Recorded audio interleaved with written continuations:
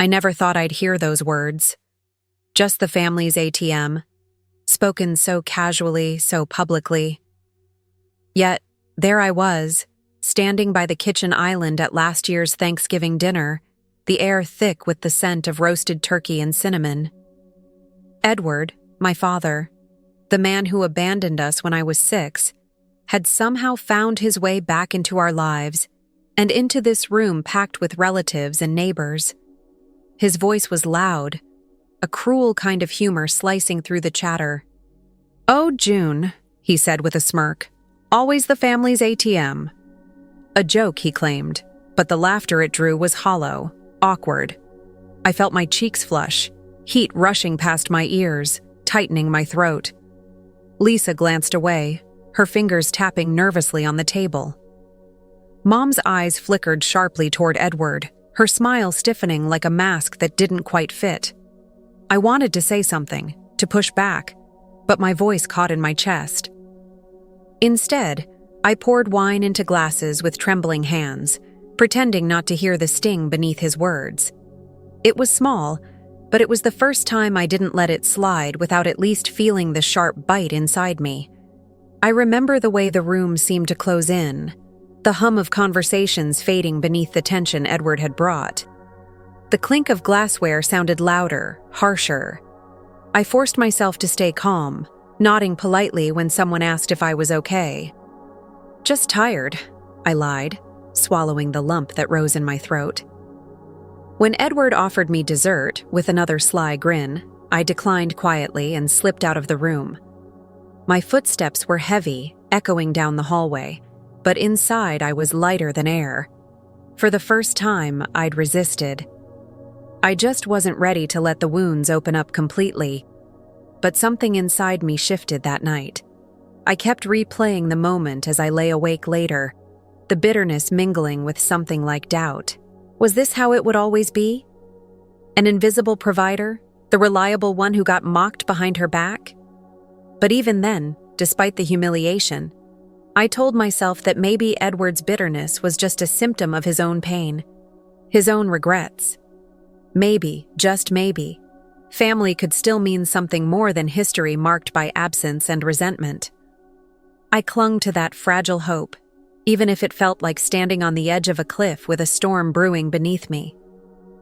I'm June Taylor, 42 years old, a registered nurse with 18 years tucked under my belt, someone who's learned to carry more than just the physical weight of patients. Since Dad left, I've been the silent backbone, financially and emotionally, the one my family leans on when the ground shakes beneath us. My mother, my sister Lisa, even Edward, though he shows up only when it suits him. Last week, I transferred $1,500 from my savings to cover the mortgage again. The house I own outright, my secret power, my safety net. It's a fact I keep close to my chest, a quiet declaration that I'm more than what they see. But for now, I'm still holding the pieces together, hoping family really does mean more than just the pain we carry. Growing up wasn't easy when one parent vanishes. I remember my 10th birthday like it was yesterday, even though decades have passed. Lisa got a shiny new bike, red with a basket, her eyes wide with excitement. I had asked for a book, something quiet and safe, and I got it, tucked neatly in wrapping paper. But what stuck with me wasn't the presents. It was the letter Edward sent. Not to me, but to Lisa. He called her the shining star of the family, praising her for being perfect and bright. There was no mention of me. I held the letter in my hands, the paper crisp like a barrier between us. I folded it carefully and hid it away, pretending it didn't hurt. Mom said it was just his way of showing love. Tough and honest, she said, like it was something I should accept. I tried to believe her, thinking maybe he favored Lisa because she was more like him, or because I didn't deserve the same attention. But that night, I overheard Mom speaking softly to a neighbor through the cracked door while I lay in bed. "He's too busy building a new life," she said, voice trembling. It was the first time I realized favoritism wasn't a childhood hiccup. It was a lifelong pattern. Not just Edward's pattern, but the shadow our family lived under. I buried the hurt deep, telling myself love just came in different, sometimes unfair forms. That moment shaped how I moved through life, quiet, careful, always measuring my worth against a standard I could never reach. I learned to be invisible, to fade into the background so the family could function. It was easier than demanding the love I never received. And yet, even as a child, I kept a small flame of hope alive. Hope that one day, maybe, I would be seen. Not as the forgotten daughter, but as someone who mattered. But the cracks in our family were wide and old, and I carried them with me like scars beneath my skin. Adulthood only deepened the sacrifices I made. For more than 10 years, I quietly paid the monthly mortgage, $1,500, every month without fail. Utilities, groceries, medical bills for Mom that spiraled nearly $250,000 over the years.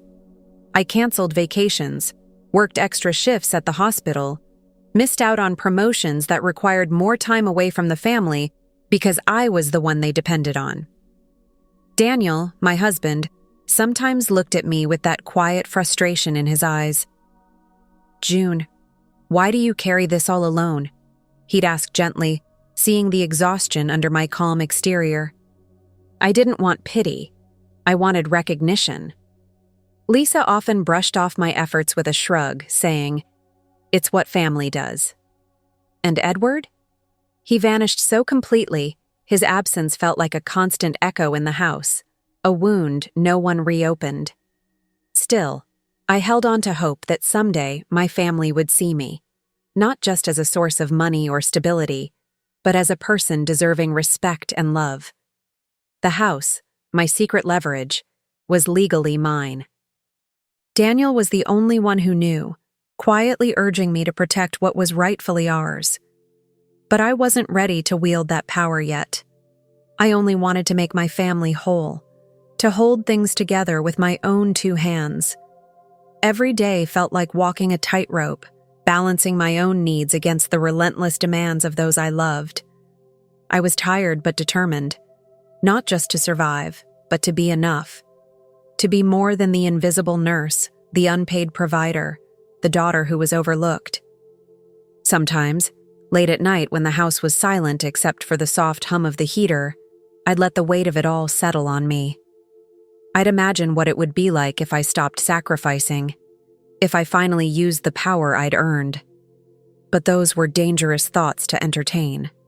For now, I stayed silent, patient, still carrying the family on my shoulders, still hoping they'd one day look up and see me. Edward was quick to notice the flicker of defiance that flared beneath my quiet composure after Thanksgiving. Within days, the atmosphere around me shifted. At family gatherings, whispers slithered through the air like venomous snakes. I caught Lisa's subtle eye rolls, accompanied by murmurs about me being too sensitive or always playing the victim. It was as if my very presence had become a problem. The phrase overreacting was tossed around, especially by Lisa, whose tone carried a thinly veiled impatience.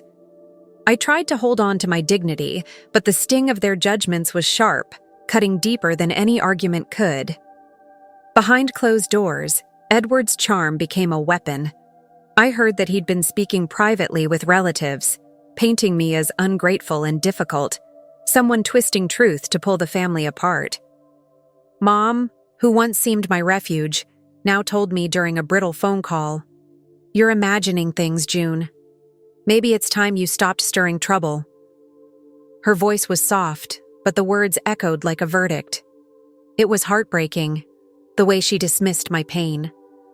The relatives who had once shown me warmth now avoided my calls or offered cold pleasantries.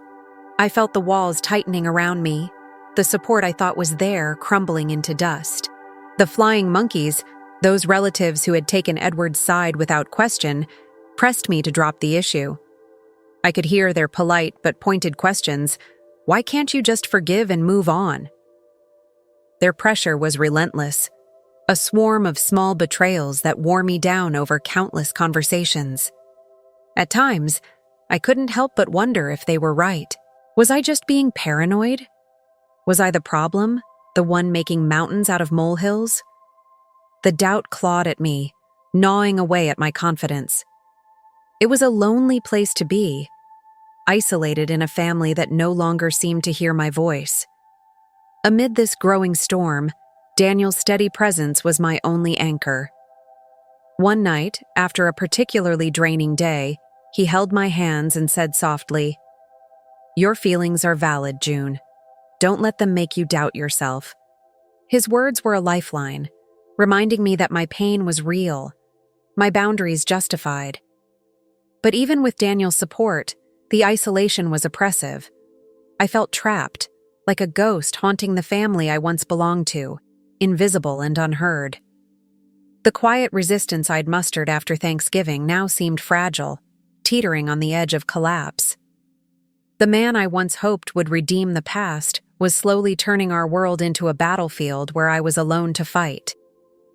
Determined not to let the family fracture without a fight, I arranged a meeting at Mom's house, hoping to clear the air and heal the rift. Sitting in the worn living room, I calmly laid out the facts, how I'd covered bills when no one else could, the emotional exhaustion I carried from Edward's years of absence, and the sting of his hurtful remarks. I spoke from the heart, trying to keep my voice steady despite the knot in my throat. Edward wiped a tear from his cheek dramatically, his eyes glistening with false remorse as he accused me of turning the family against him. It was infuriating, watching him twist the narrative so effortlessly. Mom's allegiance was painfully clear as she urged me to let go for peace, her words like a cold weight pressing down on me. Lisa avoided my gaze entirely, her silence louder than any argument. Cousin Paul, who was supposed to mediate, barely hid his bias. He waved off my concerns as family drama, trivializing everything I held dear. The room felt suffocating, like I was speaking into a void where no one truly wanted to listen. When the meeting ended, I walked away with a hollow ache in my chest, my hopes for reconciliation shattered into fragile shards. Outside the house, Daniel's hand was warm in mine. He whispered, "You tried. Now, it's their turn to change." His reassurance was a balm, but inside, the walls were closing in faster than ever. The people I had loved and protected were now turning their backs, their faces masked with indifference or thinly veiled contempt. The family I'd fought so hard to hold together was slipping through my fingers, and I felt powerless to stop it. The bitter truth settled heavily. Sometimes, trying to fix a broken family meant breaking yourself in the process.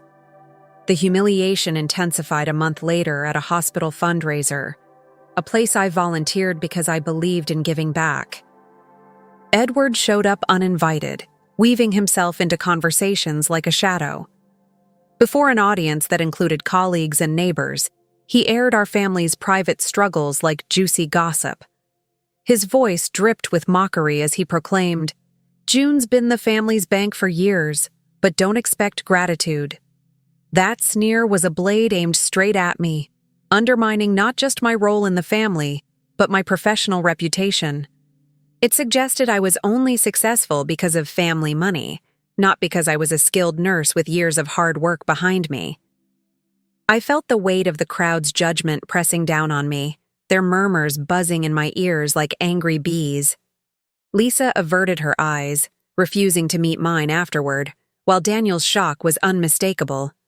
The sting of betrayal was so raw it burned beneath my skin. This wasn't a careless slip. It was a calculated attack meant to humiliate me publicly and chip away at everything I'd built.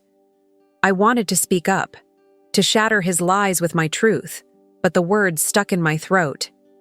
Instead, I stood frozen, feeling exposed and more alone than ever. The fundraiser, once a place of pride, became a battleground where Edward wielded cruelty like a weapon. Despite the mounting pain, I summoned the courage to reach out to Edward privately, hoping to find some sliver of honesty or remorse.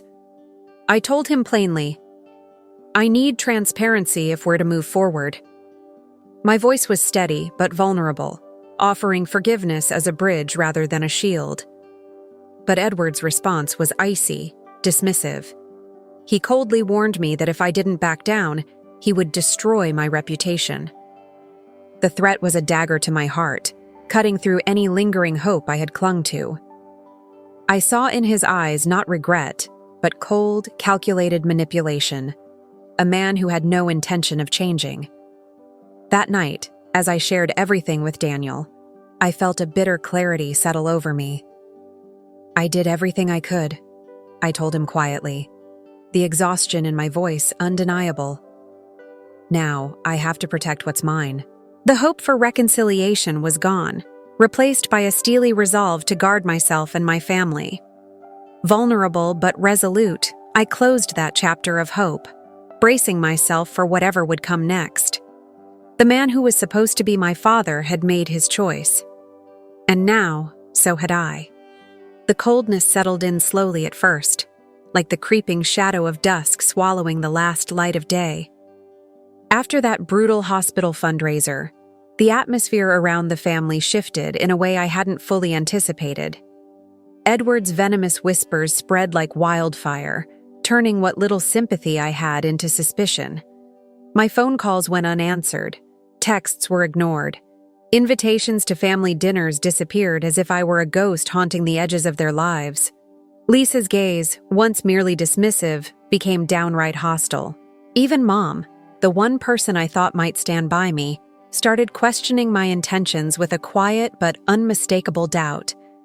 The silence from them was worse than any shouted argument. It was an isolation that carved itself deep inside me. I remember one evening vividly. I sat alone at the kitchen table, dim light flickering from the old lamp, the house eerily quiet except for the faint hum of the refrigerator. I stared at my phone screen, watching a text from Lisa remain unread for hours. My fingers trembled slightly as I debated whether to call Mom, fearful her voice would carry that same thin edge of judgment. The knot in my chest tightened as old doubts clawed their way back. Was I really the problem? Had my pain become a burden they no longer wanted to carry? "Maybe I'm too sensitive," I whispered to myself, voice barely audible over the silence. The thought stung worse than any insult because it planted a seed of self-doubt I hadn't wanted to nurture. Daniel's steady presence became my only refuge, a lifeline in a sea of rejection. One night, my voice cracked as I admitted, "I feel so alone, Dan. Like I'm fading away and no one even notices." He squeezed my hands gently and said, "You're not alone. I see you, June. I always will." His words wrapped around me like a soft blanket against the cold. But that night, even his warmth couldn't erase the ache inside. The family I'd carried for years was slipping through my fingers, and no matter how tightly I held on, it felt like I was losing them all. Hope, once a fierce flame inside me, flickered low, fragile and uncertain. I realized then that hope alone wasn't enough to keep this family whole. Their stance had hardened, and my vulnerability was a weapon turned against me. When I closed my eyes, I could still hear the whispers, the laughter behind my back, the subtle looks that screamed I was the outsider. The weight of all those unspoken accusations crushed my spirit. But as much as it hurt, I knew I couldn't crumble. Something had to change, and the first step was to start with myself. I had to find a way to protect what little I had left, even if it meant standing alone in the cold. That evening when I walked in early, the air in the house already felt wrong, a strange stillness hovering like a storm waiting to break. I pushed the door open and froze. Edward was there, standing in the living room, casually rifling through my desk drawers as if he had every right. The sight hit me like a slap to the face, shock rooting me to the spot. What are you doing here?" My voice was sharper than I intended, trembling with disbelief. He turned, a smug smile curling his lips. "Just meeting my grandkids, June. Thought I'd drop by." His tone was mocking, as if inviting himself in was some joke at my expense. I swallowed hard, trying to mask the rising panic and betrayal swirling inside me. Then my phone buzzed, a bank alert lighting up the screen. My heart slammed against my ribs as I read, $50,000 withdrawal, unauthorized. The beneficiary's name stared back at me. Edward Nichols. My breath caught, the room spinning. Years of trust, years of sacrifice, had been siphoned away in secret. The man who abandoned me, who manipulated the family against me, had been stealing from me all along. The depth of his betrayal was so complete, so absolute, it shattered something deep within. I looked back at him, voice icy and hollow. Who are you again? The man I thought was my father didn't exist anymore. In his place stood a thief, a liar, a parasite. The last remnants of hope died then, replaced by a cold clarity that cut sharper than any pain before. I wasn't a victim anymore. Something inside me broke that night, but out of that fracture came a steely resolve. I would never let this happen again. Sitting alone in the dark, the house silent except for the quiet ticking of the clock, I replayed everything. The years of silent sacrifice, the whispered betrayals, the family's refusal to see the truth. Pain simmered beneath my skin, but beneath that pain, a fierce anger began to boil. It wasn't just bad luck or misunderstanding. It was calculated. Edward's jealousy, the family's blindness, my own denial, it all formed a pattern I could no longer ignore. I had been played, used, and discarded like a pawn in a game I never agreed to. But in that cold, lonely stillness, I found a strange kind of power. I owned the house, the money, the facts. My years of quiet endurance had given me leverage they didn't suspect. This wasn't weakness. This was ammunition. No longer would I be the invisible caretaker, the endlessly forgiving daughter. I vowed to myself, never again. The grief morphed into fury, burning hot and sharp. That anger was a fierce new companion, driving a strategic fire deep in my soul. I thought of Daniel's steady hands, his unwavering faith in me, and I realized I wasn't completely alone. That thought seeded a cold, calculating resolve. If they wanted a war, I would give them one. But on my terms. This time, I would be the one in control. The past was a broken mirror. I was ready to step away from the shattered pieces and build something new. No more blind loyalty. No more silent suffering. It was time to reclaim my life. That night, I laid everything bare with Daniel. His eyes, so full of concern and quiet strength, held mine as I said, "It's time to act." The weight of my exhaustion gave way to a new focus. Together, we mapped out a plan, not fueled by blind rage, but by a measured, deliberate strategy.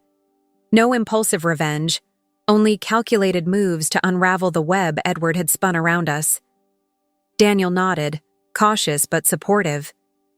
"They need you more than you need them," he said softly.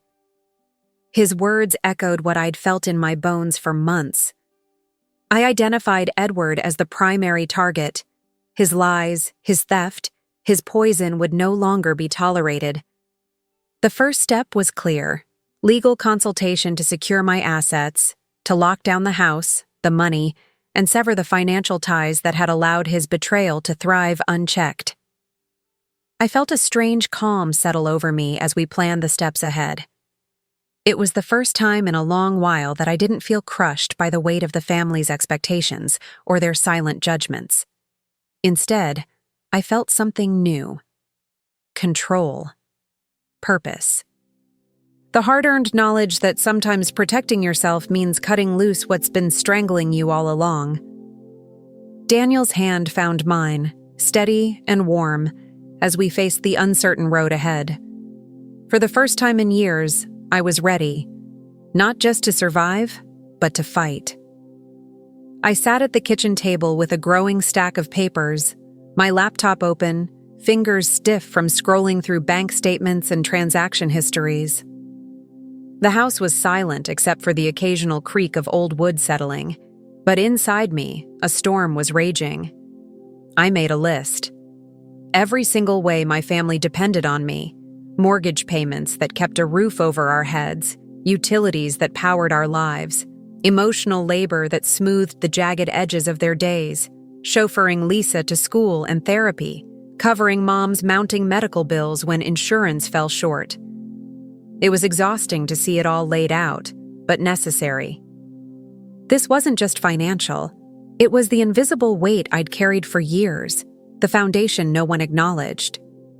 The lawyer's office was cold but professional, a stark contrast to the turmoil churning inside me. I watched as she pointed to documents showing the house title registered solely in my name. "This means you have full legal authority to manage the property, June," she said, voice steady but kind. Relief and dread twisted inside me. Relief that I had real power, dread because it meant I was the only one legally responsible and vulnerable in ways I hadn't fully realized. We then turned to bank accounts.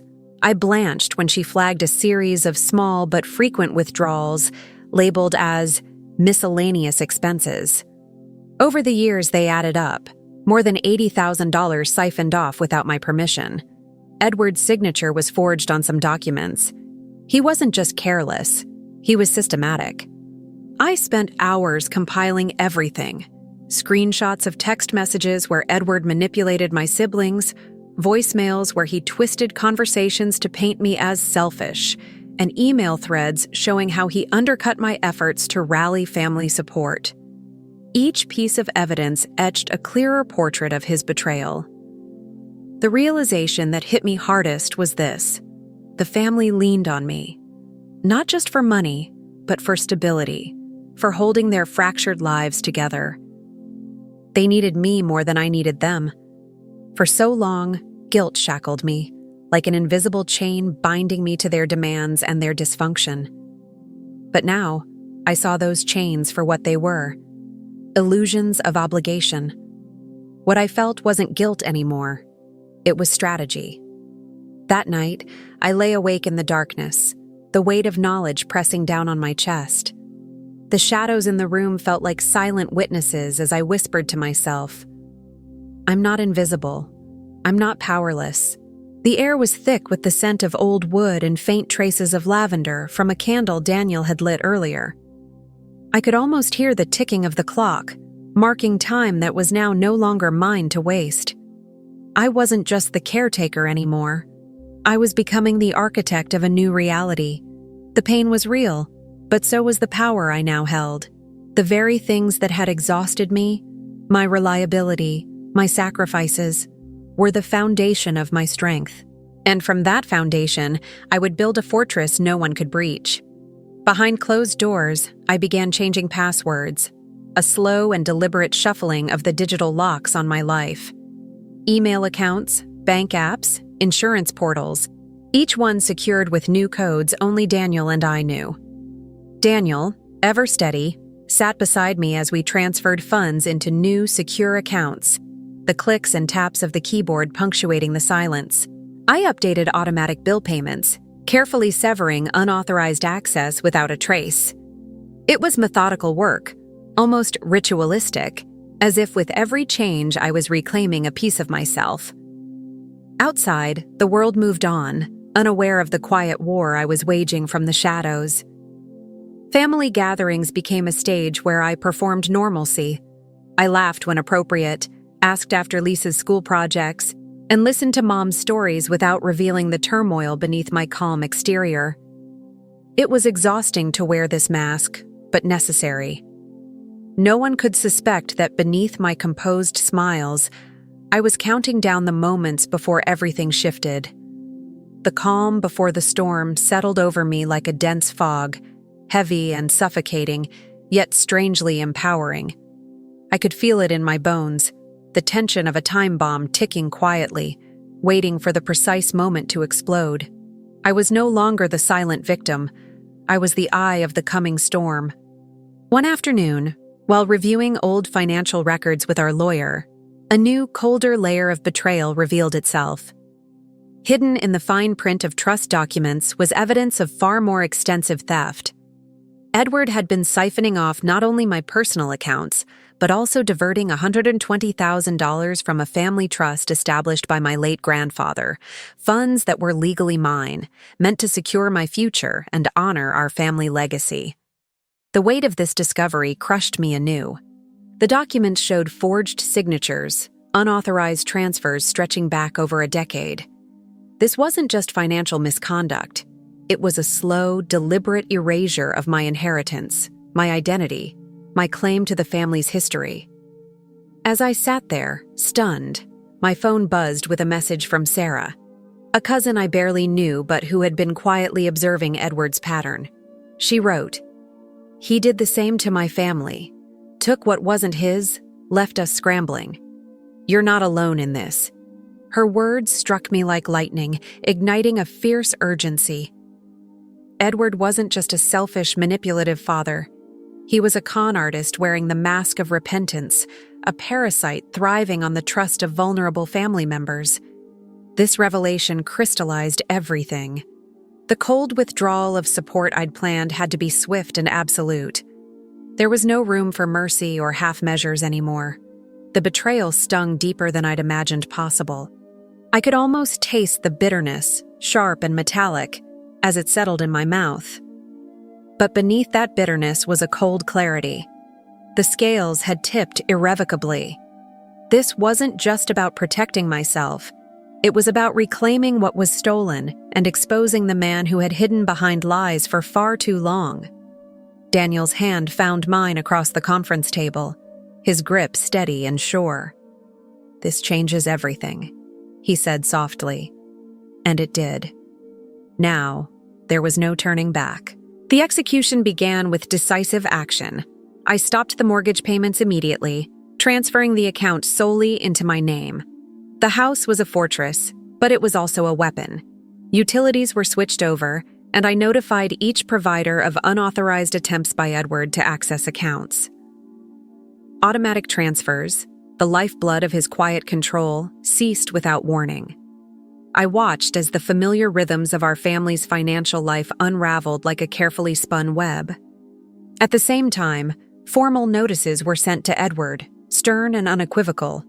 Warnings to cease all contact, backed by our lawyer's authority. The tone was cold, legally precise, leaving no room for negotiation or misinterpretation. This was a declaration of boundaries carved in steel. Family members soon noticed the cracks. Bills went unpaid. Calls went unanswered. The comfortable safety net they had taken for granted vanished overnight. Lisa complained when the car wasn't there to pick her up, and Mom's frustration simmered beneath her calm facade. It was the first time they faced the consequences of their reliance on me, and the realization was as painful for them as it was liberating for me. Edward was blindsided, his usual manipulations cut off at the source.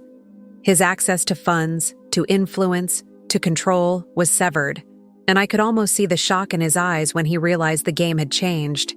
Through it all, Daniel's support was unwavering. He stood beside me in family settings, his presence a quiet anchor as I maintained my composure, giving nothing away. The first moves were made with precision, no rash decisions, just a calculated dismantling of the power Edward had wielded for so long. The game was on, and for the first time in years, I was not on the defensive. I was the one setting the rules. The house felt colder, but also stronger, like a battleground where I held the high ground. The silence between family members stretched taut, filled with unspoken questions and the uneasy knowledge that nothing would ever be the same. The afternoon sun filtered through the lace curtains at Mom's house, casting delicate patterns on the worn wooden floor. The air was thick with quiet tension. Relatives milled about, exchanging small talk and forced smiles, unaware of the storm brewing beneath my composed exterior. As I stood in the living room, clutching the binder tightly, my heartbeat steadied into a calm rhythm. This was the moment I had rehearsed silently for months. The gathering wasn't just another obligatory family event. It was a stage set for truth and reckoning.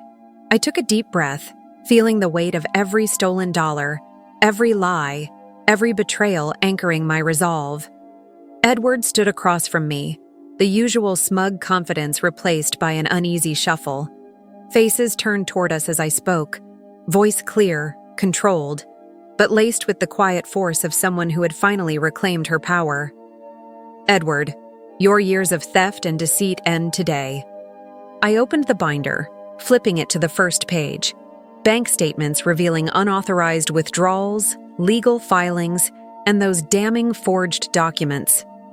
The room fell into a stunned silence that felt like a physical presence, pressing against my skin. Edward's face paled, his lips parted in a stammer, searching desperately for words that wouldn't come. His usual charm, the weapon he wielded for years, was useless here. You don't understand," he sputtered weakly, but the room was no longer his arena. I continued, voice steady. "The house and all financial assets are now under my control. Any further attempts to sabotage us will have legal consequences." Mom's eyes glistened with tears. Lisa's mouth hung slightly open, and even distant relatives and neighbors watched with quiet astonishment. The power had shifted like tectonic plates beneath our feet, and I stood in the epicenter. For years I had been invisible, the family's silent guardian, their unpaid debt collector of loyalty.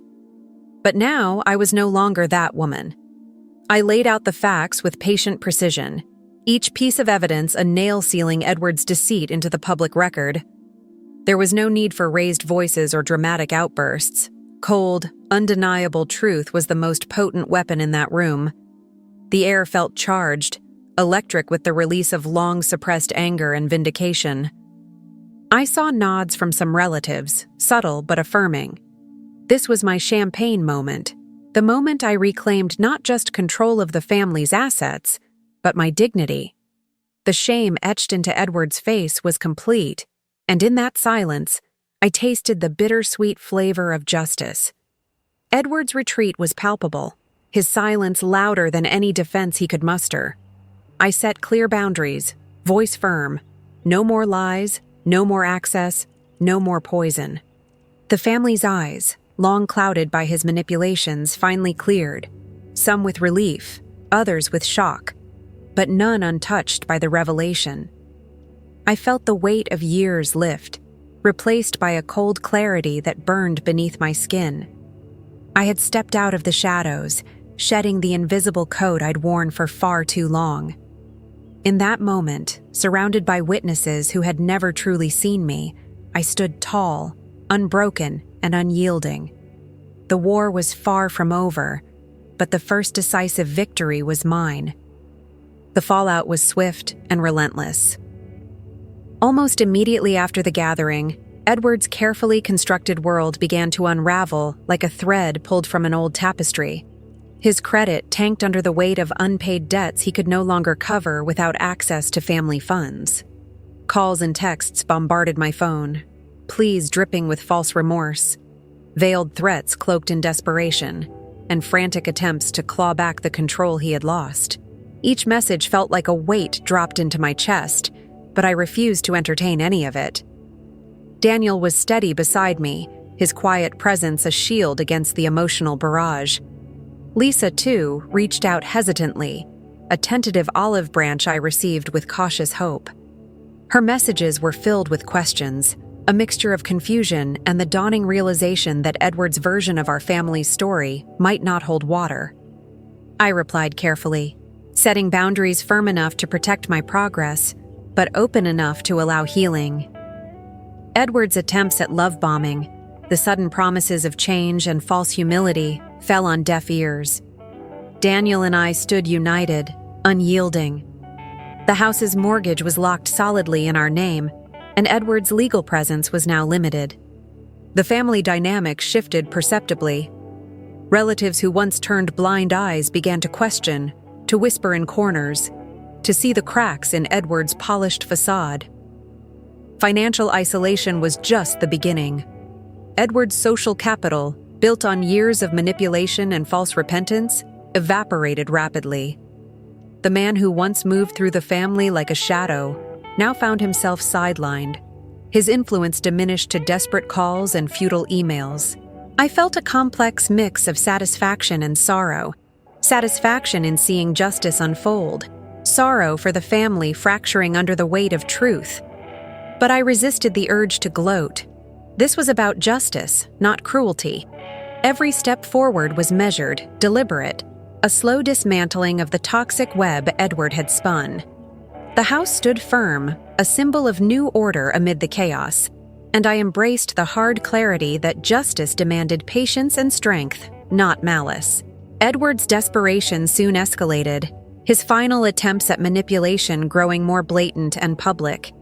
Social media became his battleground, where he cast himself as the wronged victim, spinning tales of a daughter who tore the family apart. Flying monkeys appeared, distant relatives and acquaintances drawn into his narrative, pressuring me to relent, to forgive and forget. Threats of legal action for defamation rolled in, but I was ready. Our lawyer had anticipated every move, every ploy, and my defenses were airtight. Each baseless claim was met with calm rebuttals backed by solid evidence. In the quiet moments between the storms, some family members began reaching out with apologies.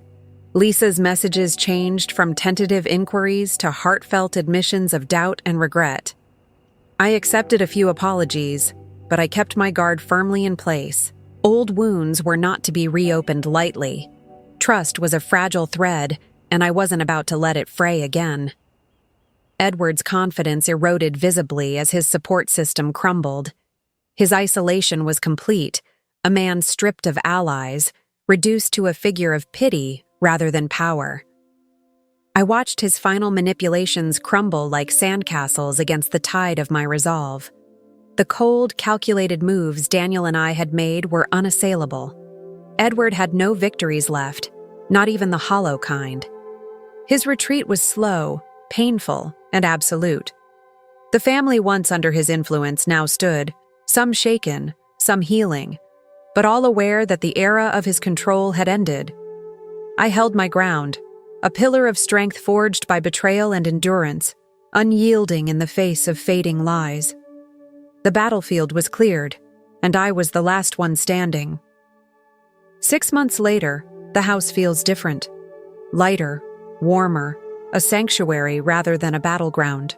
The silence that once carried the weight of betrayal now hums softly with hope and quiet contentment. Daniel and I have settled into a rhythm threaded with laughter and the ordinary chaos of our 2 children, whose innocence shields them from the shadows we've left behind. The walls, once heavy with unspoken pain, now echo with the small joys of family dinners, homework help, and bedtime stories. It's not perfection, but it's peace. A hard-won peace that tastes sweeter than any fantasy of flawless happiness. My relationship with Lisa is rebuilding cautiously, like a fragile bridge spanning a turbulent river. We talk openly, setting boundaries that honor both our shared history and our individual scars. There's mutual respect now, born from the clarity of truth and the willingness to heal without forgetting. Mom, too, respects the new limits I've established. Though the past still casts long shadows, she acknowledges the strength it took to draw these lines. The fractured family we once were is not whole, but it's not broken beyond repair. And I no longer carry the burden of fixing what was never mine to mend alone. Edward remains a distant figure, legally barred from interference, but never fully erased from memory. I don't miss the family gatherings filled with pretense and pain, the calculated smiles and whispered betrayals. Instead, I cherish the quiet dinners shared with those who truly respect me, who see me not just as a caretaker or a daughter, but as a woman who has reclaimed her voice and her dignity. I have learned that peace isn't about approval or reconciliation. It's about autonomy, self-respect, and the freedom to choose who walks beside you. The journey from hopeful daughter to empowered woman was painful and necessary. I opened the door to Edward that day, looked at him, and asked, "Who are you again?" The answer no longer matters. I have reclaimed my life, my family, and my dignity. The future is mine to write, one deliberate, fearless step at a time.